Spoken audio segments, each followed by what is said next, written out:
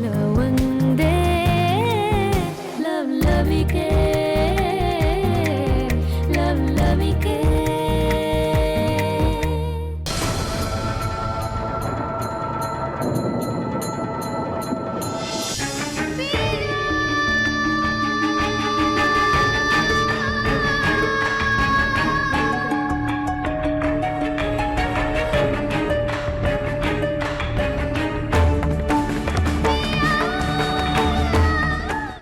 ಸಂಧ್ಯಾ,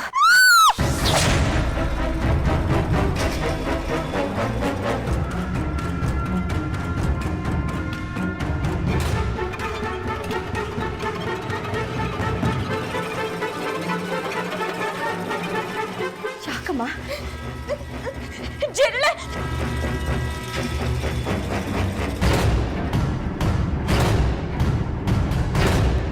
ಜಿರಳೆ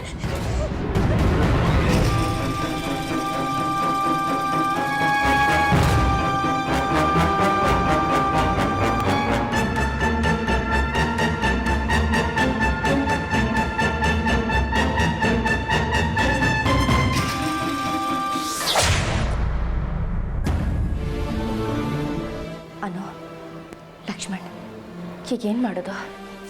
ಏನು ಮಾಡೋದು ಅಂತ ಕೇಳ್ತಾ ಕೂತ್ರೆ ಇದು ಮುಗಿಯೋದೇ ಇಲ್ಲಮ್ಮ.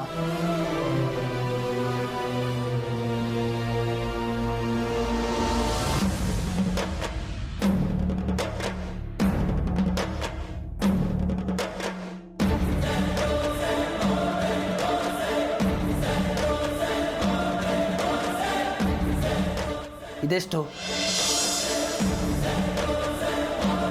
ಇದೆಷ್ಟು ಗೊತ್ತಾ?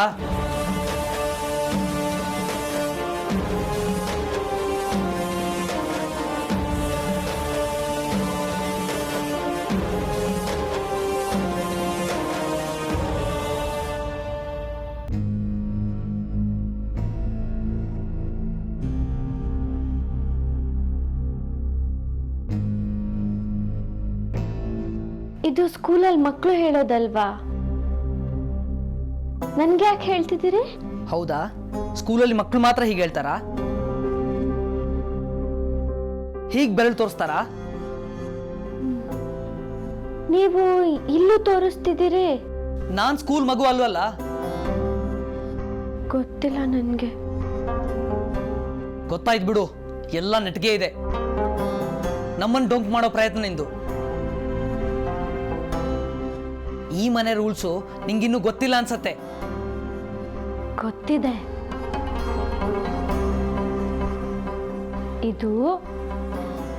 ಇದು ಬಂದ್ರೆ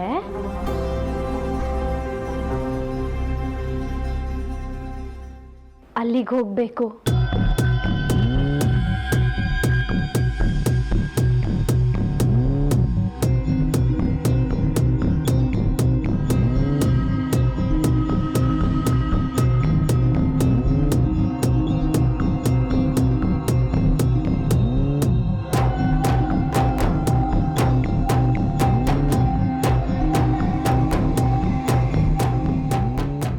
ಶ್ರೀರಾಮ್, ಏನಾಯ್ತು? ಗದರ್ದ್ಯಾ? ಗದರಿ ತಿಳ್ಕೊಳ್ಳೋ ಅವಶ್ಯಕತೆ ಇಲ್ಲಮ್ಮ. ಅವಳಿಗೆ ತಲೆ ಸರಿಯಾಗೇ ಇದೆ, ನಮ್ದೇ ಸರಿ ಇಲ್ಲ. ಅನು,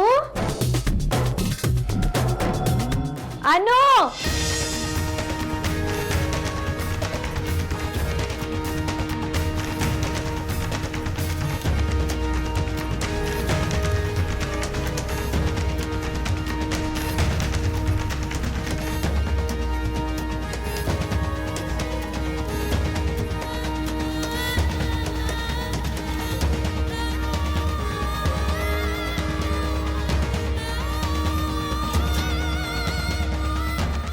ಕರೆದಿಯಾ?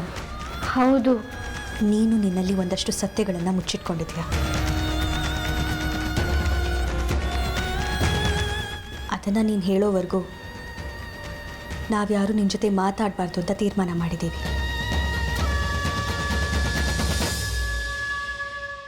ಇವತ್ತಿಂದ ನಿನಗೇನೇನು ಬೇಕೋ ಎಲ್ಲ ನೀನೇ ಮಾಡ್ಕೋಬೇಕು. ಯಾರೂ ನಿನ್ನ ಸೇವೆ ಮಾಡಲ್ಲ.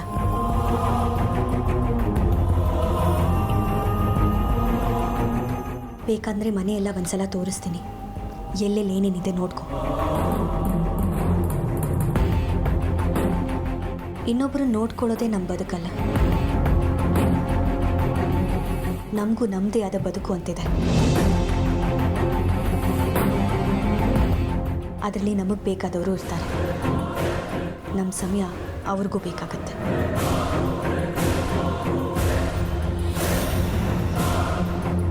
ಅನು,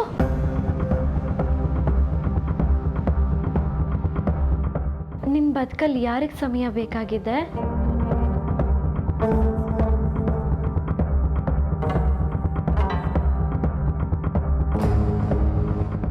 ನನ್ನ ಗಂಡ ಲಕ್ಷ್ಮಣ್ಗೆ.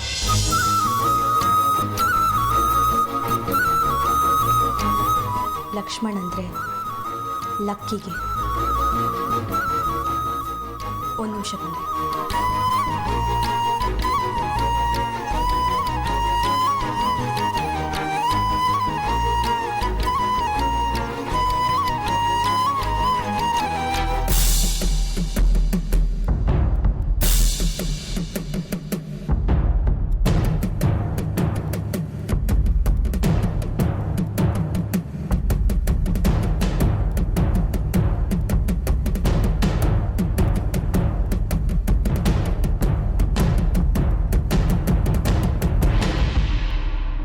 ನೋಡು ಸಿಂಧು, ಸರಿಯಾಗಿ ನೋಡು. ಇವರೇ ಲಕ್ಷ್ಮಿ.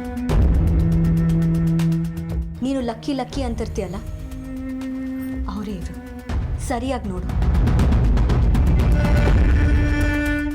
ಬದುಕಲ್ಲಿ ನಮ್ಮಿಬ್ರಿಗೂ ತುಂಬ ಸಮಯ ಬೇಕಾಗಿದೆ.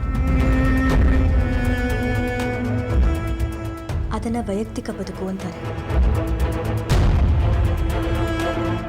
ಅದನ್ನೆಲ್ಲ ಬದಿಗಿಟ್ಟು ನಿನ್ನ ಸೇವೆ ಮಾಡ್ತಾ ಕೆಲಸದವಳು ಆದೆ, ನನ್ನ ಸಂತೋಷಕ್ಕೆ. ಆದರೆ ಅದೆಲ್ಲ ದುರುಪಯೋಗ ಆಗ್ತಾ ಇದೆ ಅನಿಸ್ತಿದೆ. ಅದಕ್ಕೆ ಎಲ್ಲದಕ್ಕೂ ಫುಲ್ ಸ್ಟಾಪ್ ಇಡಬೇಕಾಗಿದೆ. ನಾನು ಚಿಕ್ಕ ವಯಸ್ಸಲ್ಲೇ ಇವ್ರನ್ನ ಮದುವೆ ಆಗಿದ್ರು. ಇವ್ರು ನನಗೆ ಸಿಕ್ಕಿದ್ದು ಅದೆಷ್ಟೋ ವರ್ಷಗಳ ನಂತರ. ಅಷ್ಟರಲ್ಲಾಗಲೇ ನೀನು ಬಿಸಿಬೇಳೆ ಬಾತ್ ಹುಡುಗಿಯಾಗಿ ಇವ್ರ ಬದುಕಲ್ಲಿ ಪ್ರವೇಶ ಮಾಡಿದ್ದೆ.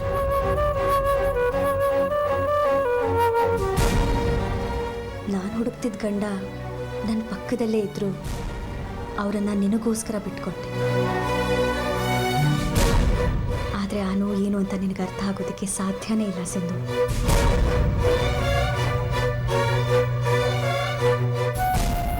ನೀನು ಎಂಥ ಕನಸಲ್ಲಿದ್ದೆ ಅನ್ನೋದನ್ನು ನಾನು ಅರ್ಥ ಮಾಡ್ಕೊಂಡಿದ್ದೆ. ಆದರೆ ಮನಸ್ಸು ಅನ್ನೋದಿದೆಯಲ್ಲ, ಎಂಥ ಗಟ್ಟಿ ಲಗಾಮು ಹಾಕಿದ್ರೂ ಅದನ್ನು ತುಂಡು ಮಾಡಿ ಮುನ್ನುಗ್ಗೋದಕ್ಕೆ ನೋಡ್ತಾ ಇರುತ್ತೆ. ಆದರೂ ನನ್ನ ಕನಸು ಆಸೆನೆಲ್ಲ ಕಟ್ ಹಾಕ್ತೆ. ಯಾಕೆ ಗೊತ್ತಾ? ನಿನಗೋಸ್ಕರ ಸಿಂಧು.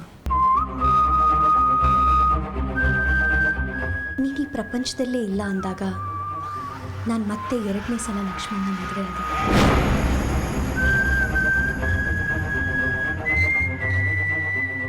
ಆದರೆ ಮತ್ತೆ ನೀನೀಗ ಬಂದಿದೆಯಾ.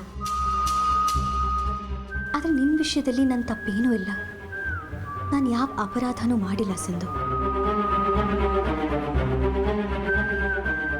ನಾವಿಬ್ಬರು ತುಂಬ ಹಚ್ಕೊಂಡಿದ್ದೀವಿ. ಒಬ್ರನ್ನೊಬ್ರು ಬಿಟ್ಟಿರೋಕ್ಕಾಗದೇ ಇರುವಷ್ಟು.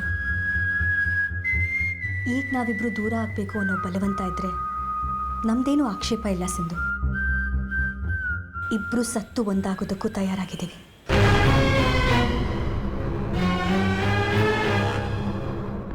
ಇನ್ನು ಹೇಳೋದಕ್ಕೇನೂ ಉಳಿದಿಲ್ಲ.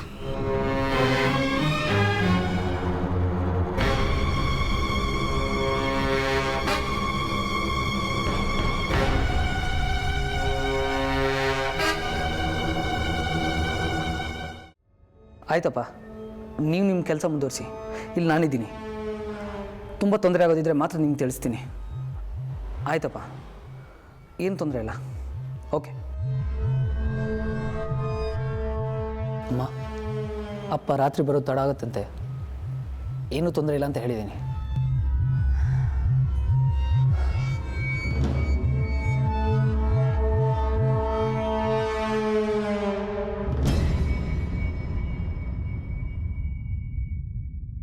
ಸಿಂಧು ಬಾ ಕೂತ್ಕೋ ಬಾಮ್ಮ.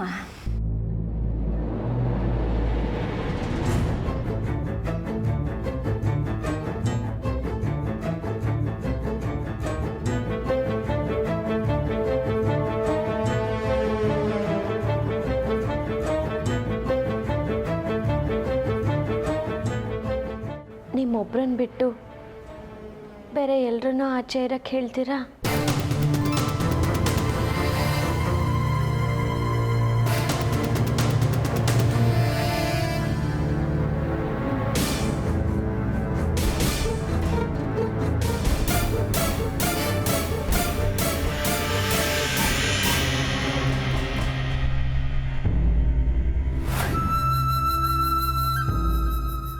ಅತ್ತೆ,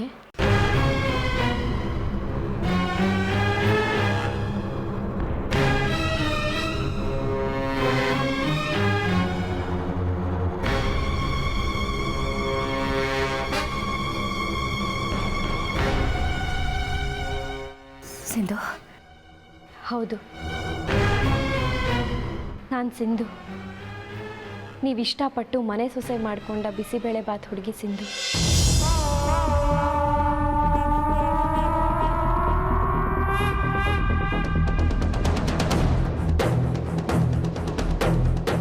ಹೇ, ನೀನು ನಿಜ ಹೇಳ್ತಿದ್ಯಾ? ಇದೆಲ್ಲ ನಿನಗೆ ಗೊತ್ತಾ? ಎಲ್ಲವೂ ಗೊತ್ತು, ಎಲ್ರೂ ಗೊತ್ತು. ಹೌದಾ? ಮತ್ತೆ ಯಾವುದು ನೆನಪಿಲ್ಲ ಅನ್ನೋದೆಲ್ಲ ನಾಟಕ? ಹೌದು, ನಿಮ್ಮೆದ್ರಿಗೆ ಮಾತ್ರ ಅಲ್ಲ, ನಮ್ಮ ಮನೆಯವರು ಕೂಡ ನಾನು ಹೀಗೆ ಆಗಿದ್ದೀನಿ ಅಂತ ನಂಬಿದ್ದಾರೆ. ಸಿಂಧು, ನಿನ್ನ ಆಯಸ್ಸು ಇನ್ನು 3 ತಿಂಗಳು ಅಂದಿತ್ತು. ನನ್ನ ಆಯಸ್ಸಿನ ಬಗ್ಗೆ ನನಗೆ ಗೊತ್ತಿಲ್ಲ, ಆದರೆ ಸಾಯುವಂಥದ್ದೇನೂ ಆಗಿಲ್ಲ ನನಗೆ.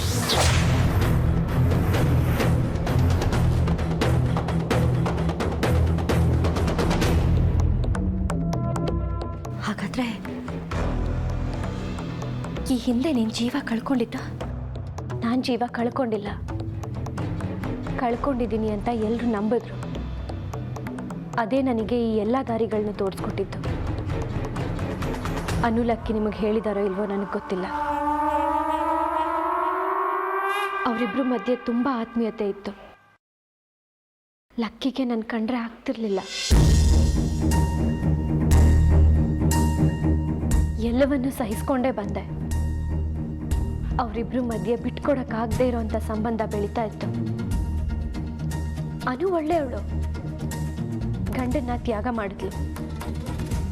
ಆದರೆ ಲಕ್ಕಿಗೆ ಅನುನ ತ್ಯಾಗ ಮಾಡೋದಕ್ಕಾಗಲಿಲ್ಲ.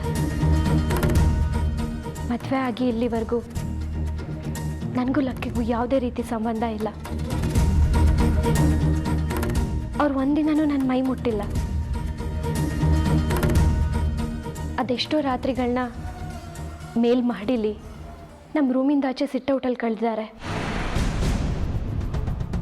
ನಾನು ಮನೆ ಬಿಟ್ಟು ಹೋಗೋ ದಿನ ರಾತ್ರಿ ಇಷ್ಟು ದಿನ ನಿನ್ನ ನಂಬ್ಕೊಂಡಿದ್ದೆ ನೋಡು, ಅದು ನನ್ನ ತಪ್ಪು. ನಾನು ಏನು ಅಂತ ತೋರಿಸ್ತೀನೋ ನಿನ್ಗೆ. ಆವತ್ತೇ ನಿರ್ಧಾರ ಮಾಡಿದ್ದೆ, ಇವರಿಬ್ರನ್ನು ಜೀವನ ಪೂರ್ತಿ ಕಾಡಬೇಕು ಅಂತ. ಆ ಸೇಡಿಗೋಸ್ಕರನೇ ಮನೆ ಬಿಟ್ಟು ಹೊರಟೆ. ಅದೆಷ್ಟೋ ದಿನ ದೂರದಲ್ಲಿ ಪಾಳು ಬಿದ್ದಿರೋ ಮನೆ ಇದೆಯಲ್ಲ, ಅಲ್ಲಿ ಹಗಲು ರಾತ್ರಿ ಕಳೆದಿದ್ದೀನಿ. ನನಗೆ ಹಸಿವೆ ಮರ್ತೋಗಿತ್ತು. ಅನು ಮತ್ತೆ ಲಕ್ಕಿ ಮೇಲಿನ ದ್ವೇಷನೇ ಉಸಿರಾಗಿತ್ತು. ಒಂದಿನ ನನ್ನ ಫ್ರೆಂಡ್ ಮನೆಗೆ ಹೋದೆ. ಆಮೇಲೆ ಒಂದಿನ ಅವಳು ನನ್ನ ಡ್ರೆಸ್ ಹಾಕ್ಕೊಂಡು ಆಚೆ ಹೋದ್ಲು. ಆಕ್ಸಿಡೆಂಟಲ್ಲಿ ಸತ್ತು ಹೋದ್ಲು. ಅವಳ ಕೈಯಲ್ಲೂ ನನ್ನ ಕೈಯಲ್ಲಿರೋ ಥರದ್ದೇ ಒಂದು ಟ್ಯಾಟೂ ಇತ್ತು. ಇದನ್ನೇ ನೋಡಿ ಹಾಕಿಸ್ಕೊಂಡಿದ್ಲು.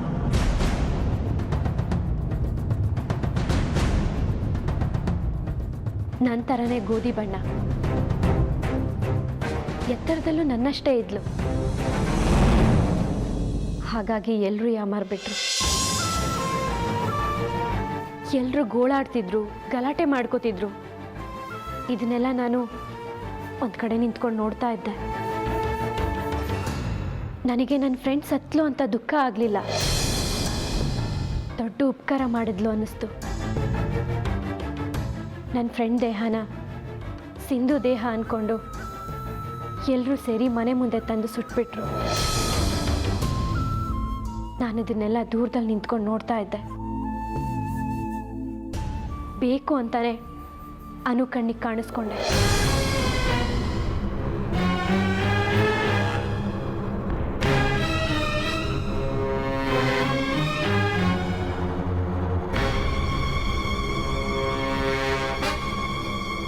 ಅಲ್ಲಿಂದ ತಪ್ಪಿಸ್ಕೊಳ್ಳೋದಕ್ಕೆ ತುಂಬ ಕಷ್ಟ ಆಯಿತು. ಆಮೇಲೆ ಒಂದು ಪಾಳು ಮನೇಲಿ ಬಚ್ಚಿಟ್ಕೊಂಡಿದ್ದೆ. ದೆವ್ವ ಆದೆ. ಸಿಂಧು ದೆವ್ವ ಆಗಿ ಅನುನ ಇನ್ನಿಲ್ದಂತೆ ಕಾಡ್ದೆ. ಅವಳ ಮನಸ್ಸನ್ನ ವಶೀಲಿ ಮಾಡಿಕೊಂಡೆ. ನಾನು ಹೇಳ್ದಾಗೆ ಕೇಳೋ ಹಾಗೆ ಮಾಡಿದೆ. ಇದೆಲ್ಲದಕ್ಕಿಂತ ಹಿಂದೆ ಒಂದಿನ ಹೀಗೆ ಅಲಿಬೇಕಾದ್ರೆ ತುಂಬ ಹಸುವಾಗಿತ್ತು. ಅಲ್ಲಿದ್ದಿದ್ದು ಎಳ್ನೀರಿನ ರಾಶಿಲಿ ಎಳ್ನೀರು ಕದಿಯೋಕೆ ನೋಡಿದೆ. ಅಲ್ಲಿ ಮಲಗಿದ್ದಿದ್ದು ಹೆಂಗಸು ಮಚ್ಚ ಬೀಸಿದ್ಲು.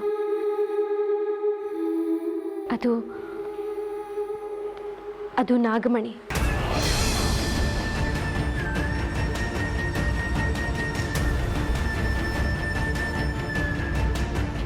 ನನ್ನೆಲ್ಲ ವಿಷಯ ತಿಳ್ಕೊಂಡು ದೆವ್ವದ ಐಡಿಯಾ ಕೊಟ್ಟಿದ್ದು ಅವರೇ.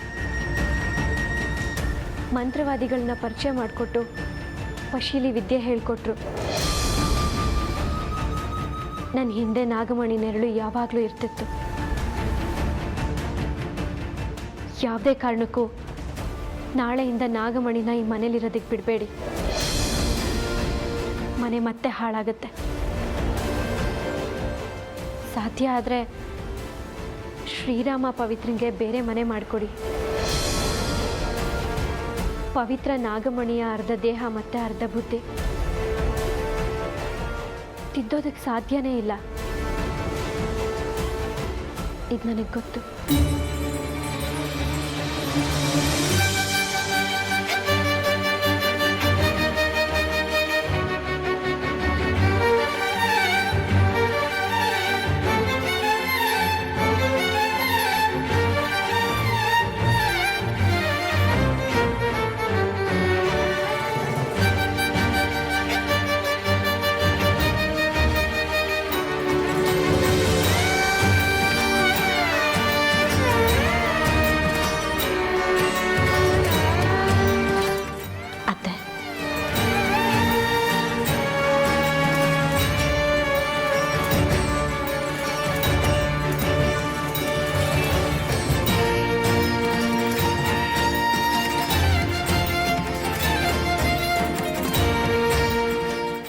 ಸಿಂಧು ದೆವ್ವ ಆಗಿದ್ದಾಗ ಮಾವ ಕರ್ಕೊಂಡು ಬಂದಿದ್ದ ಡಾಕ್ಟರ್ ಮೋಹನ್ ನನ್ನ ಬೆಂದಿದ್ರು. ನಾನೆಲ್ಲ ವಿಚಾರಗಳನ್ನ ತಿಳ್ಕೊಂಡ್ರು. ನಿಮ್ಮ ಮುಂದೆ ಅನುಗೆ ಮಾನಸಿಕ ಕಾಯಿಲೆ ಇದೆ ಅಂತ ಹೇಳಿದವರು ಅವಳನ್ನು ಸರಿ ಮಾಡಿದ ನಂತರ ನನ್ನನ್ನು ಹುಡ್ಕೋದಕ್ಕೆ ಶುರು ಮಾಡಿದ್ರು.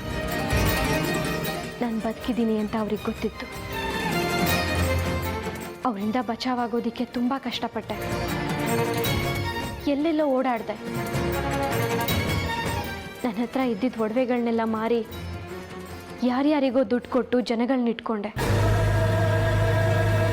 ಅದೊಂದು ಹಳ್ಳಿಲಿ ಇನ್ನೊಬ್ಳು ಸ್ನೇಹಿತೆ ಮನೆ ಇತ್ತು. ಅಲ್ಲಿ ಹೋಗಿ ಸೇರಿಕೊಂಡೆ. ಆದರೆ ಡಾಕ್ಟರ್ ಮೋಹನ್ ಅಲ್ಲಿಗೂ ಹಿಂಬಾಲಿಸ್ಕೊಂಡು ಬಂದರು. ನನ್ನನ್ನು ಹಿಡಿದು ಕಟ್ಟಾಕಿದ್ರು. ನನ್ನ ಬಾಡಿಗೆ ಜನಗಳ ಸಹಾಯದಿಂದ ಅವರನ್ನು ಹೊಡೆದು ನಾನು ಅಲ್ಲಿಂದ ತಪ್ಪಿಸ್ಕೊಂಡೆ. ಆವತ್ತು ಅನುಲಕ್ಕಿ ಮದುವೆ.